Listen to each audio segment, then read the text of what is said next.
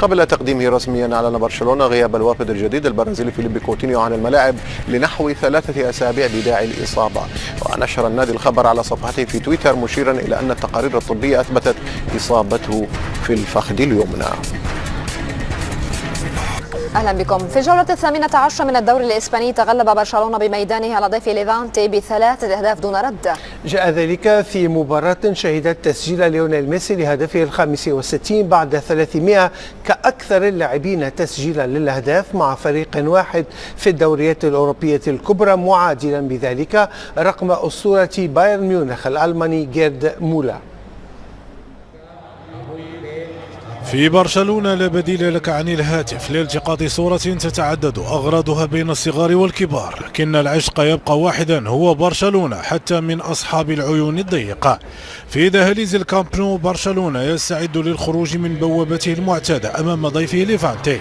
سلام إلى حين، وأول التهديدات في الحوار كانت بألوان الكتالونيين، ولأن الأمور عندما تستعصي على برشلونة يتدخل صاحب الحلول ليونيل ميسي الأرجنتيني، ومن تبادل رائع للكرة مع جوردي ألبا نجح في فتح باب تهديف بعد 12 دقيقة فقط في المباراة التي حملت الرقم 400.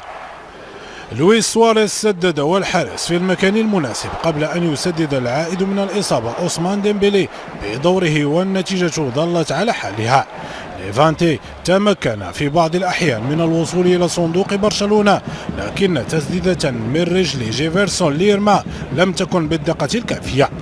الفرنسي عثمان ديمبلي أراد الإعلان عن نفسه من بعيد، لكن الحارس أبعد كرته بصعوبة، وسواريز لم يحسن التعامل مع الكرة المرتدة.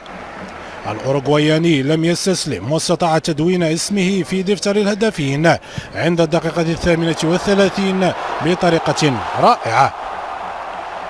الشوط الأول انتهى وميسي كبير الليلة بمعادلة أسطورة بايرن ميونخ جيرد مولر كأكثر اللاعبين تسجيلا للأهداف مع فريق واحد في الدوريات الأوروبية الكبرى. في الشوط الثاني ليفانتي أراد تعديل النتيجة منذ الوهلة الأولى، لكن كرة من إيفا لوبيث وجدت تيرشيغن حاجزا لها. إرنستو فالفيردي رفع يده إعلانا للضغط أكثر من أجل مزيد من الأهداف، لكن قبل ذلك كان لابد على مدرب الكتالان أن يشكر كثيرا تيرشيغن، لأن الألماني يصد ما لا يصد على طريقة حراس كرة اليد. البرازيلي باولينيو عاد ليكذب المشككين في قدراته، مدونا الهدف الثالث لبرشلونة في انتظار ارتداء مواطني كوتينيو لقميص الفريق الكتالوني. يبقى السؤال: أي دفاع في إسبانيا سيوقف هؤلاء؟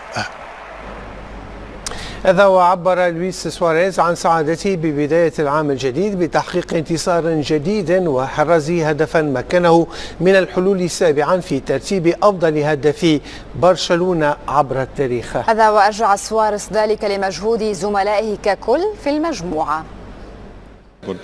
نعم، انه شيء هام ان نبدا العام الجديد بالفوز، وايضا ان نبدا المباراه مبكرا بالهدف. انه شيء جميل وشيء رائع، وهذا يدل على عمل الفريق الذي يحقق كل اهدافه. سعيد بذلك. ظهر الوافد الجديد البرازيلي فيليبي كوتينيو في ملعب كامب نو، حيث تم التقاط صور له رفقة شعار النادي الكتالوني. هذا وخصص برشلونة دقائق لوسائل الإعلام من أجل أخذ صور النجم الجديد للبلاوغرانا، وأوضح النادي أن كوتينيو سيوقع عقد انتقاله لبرشلونة الاثنين قبل يتم تقديمه رسميا لوسائل الإعلام، ليتحدث بعد ذلك في المؤتمر الصحفي الرسمي كلاعب جديد لنادي برشلونة. السلام عليكم ومرحبا بكم مرة ثانية. إذن البارسا يضرب بقوة ب3 أهداف يفوز على فريق ليفانتي، والزميل أشرف بن عياد يبدو أنه مع لويس سواريز. أشرف تفضل. شكرا لك يا زميلي الاخضر. Hola Luis, muy buenas, مساء الخير وشكرا قبول دعوة بين سبورتس. فوز هام لمواصلة مشوار الانتصارات على وجه الخصوص هذا الفوز وهذا الهدف المبكر نعم، انه شيء هام ان نبدا العام الجديد بالفوز، وايضا ان نبدا المباراه مبكرا بالهدف ولكي نسيطر على المباراه. سواريز مرة أخرى برهن على حاسته التهديفية، وأيضا تعادل رقم إيتو على المستوى الشخصي إنه شيء جميل وشيء رائع، وهذا يدل على عمل الفريق الذي يحقق كل أهدافه. سعيد بذلك. أنت واحد من الفرق من اللاعبين الذين يدعمون ديمبيلي. كيف رأيت اللاعب في هذه الأيام الأولى بعد عودته من الإصابة؟ رأيته بشكل جيد، إنه لاعب شايب وللأسف الشديد أصيب مبكرا، والآن يعود برغبة كبيرة وبحماسة لكي يساعد الفريق. أراه أنه في حالة جيدة بدنية، ونأمل أن يصنع الفارق. كوتينيو صديقك يعود إلى البارسا الآن، كيف استقبلته؟ أنا سعيد بمجيئه إلى برشلونة،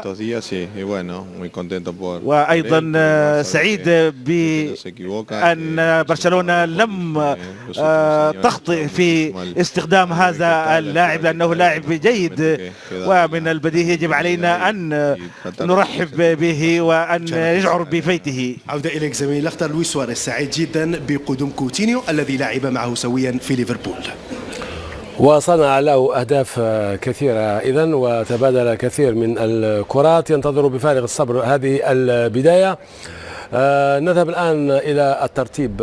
إذن البارسا طبعا يعمق الفارق، وذلك ب 48 نقطة مقابل 39 لصالح أتلتيكو مدريد و37 لصالح فالنسيا. رابعا ريال مدريد ب 31، وذكر بحوزة ريال مدريد مباراتان.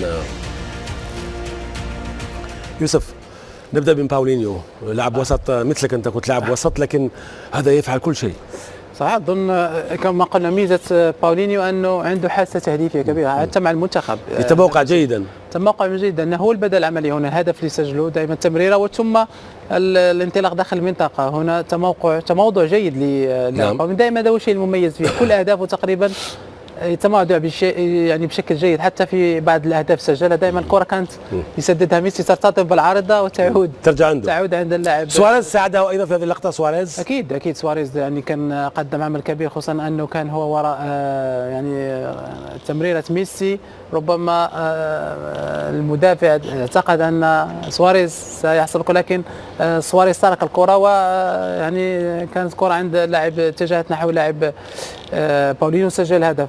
يعني هنا يعني المحاولات اللي شاهدنا، يعني دخول غوميز اللي اشار به اللاعب كابتن طارق ربع ساعه، هنا الهدف. شوف تمريرته والعمل كبير دائما ميسي اللي وراء كل الاهداف، حتى تموضع يعني تموضع جيد لكل اللاعبين. هناك 3 لاعبين، شوف تقريبا 3 لاعبين في المنطقه، دائما ميسي يتدخل، سواريز موجود، اللاعب باولينيو، ولاعب اخر هناك غوميز كذلك كان موجود. وهذه قوه بارسا، كثافه موجوده كبيره في منطقه خصم. وهذا هو ايضا ضعف دفاع ليفانتي. الجميع يتابع الكره وينسى اللاعبين. هذا هو اذا باولينيو. طبعا شارك كثير، 78 لمسه لهذا اللاعب، مرر 71 تمريره، سدد على المرمى مره واحده وسجل هدفا وحيد، لكنه هو السابع، وهو الذي لم يلعب مباريات كثيره مع البارسا، كان احتياطي، وايضا جاء متاخرا للفريق. لاحظنا في السنوات الاخيره البارسا تقريبا تتبع 8 لاعبين وما غير ولا شيء في الفريق، بالعكس ضعفوا الفريق. انتداب واحد غير الفريق، شكل الفريق. ولهنا باولينيو بطبيعه الحال لهنا ممكن انتداب يغير. نشوفوا اللاعب هذا لماذا تغير؟ لانه اولا يشارك في الهجمه، في انهاء الهجمه، وهذا ماهوش موجود عند لاعبين وسط الميدان. ثم لاعب قوي بدنيا، يشارك من الناحيه الدفاعيه، وبطبيعه الحال في كل هجمه موجود داخل ال 18 هو واللاعب سواريز. يعني في كل هجمه هناك حلول اصبحت للبارسا. بالعكس قبل راكيتيتش وانيستا ما يشاركوش داخل الا سواريز. اليوم هناك سواريز وهناك باولينو، وممكن في الايام القادمه كوتينو مع اللاعب ديمبيلي. اصبح الفريق اخطر واصبحت حلول اكبر واكثر لفريق البارسا، وهذا يهم جدا. شوفوا 3 لاعبين وهذا ما كانش موجود في البارسا، يعني شوفوا لاعب واحد غير شكل الفريق. نعم. واعتقد ان اليوم حتى طريقه اللعب ممكن تلعب ب4 لاعبين في وسط الميدان بباولينو، ممكن تلعب ب 4-3-3. اليوم 4-3-3 ضد الريال يلعب 4-4-2، ولهنا بتواجد اللاعب باولينو ما يكفيش انك تنتهي ب6 لاعبين. نعم، لاعب واحد كافي بطبيعه الحال. شكرا لك كابتن. إذا الهدفون ب16 هدفا. ميسي إذا يتقدم الجميع، بعده سواريز ب11 هدف وهو الذي غاب في البداية. أسباس أيضا ب11 هدفا. ب10 سيميوني تزاتزا الإيطالي الذي كان غائبا في المباراة الماضية، وباكامبو الذي يراقب السباق ب9 أهداف.